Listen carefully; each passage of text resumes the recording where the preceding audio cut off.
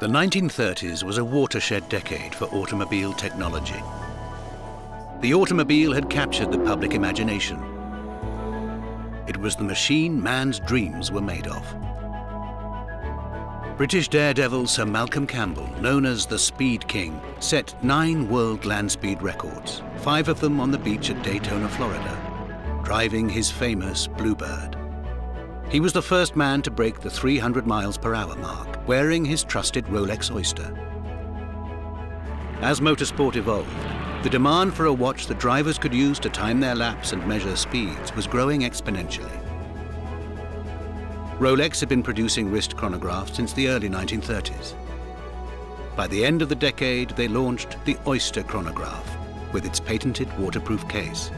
Its durability and accuracy, combined with a tachymetric scale on the dial to measure average speed, made it the incomparable timing device for race car drivers. Through the decades, cars were getting faster, designs were getting sleeker, and endurance racing was gaining in popularity. In 1962, Daytona International Speedway launched the first edition of the event that would become the premier endurance race in North America, the 24 Hours of Daytona. A year later, in 1963, Rolex introduced a new generation chronograph. It was called the Cosmograph.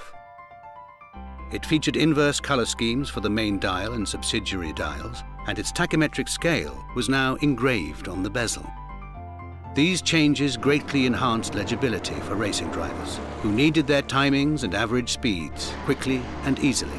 As the official timepiece of the Daytona International Speedway, Rolex awarded a watch to the winners of the landmark endurance race. The new chronograph became a much coveted trophy.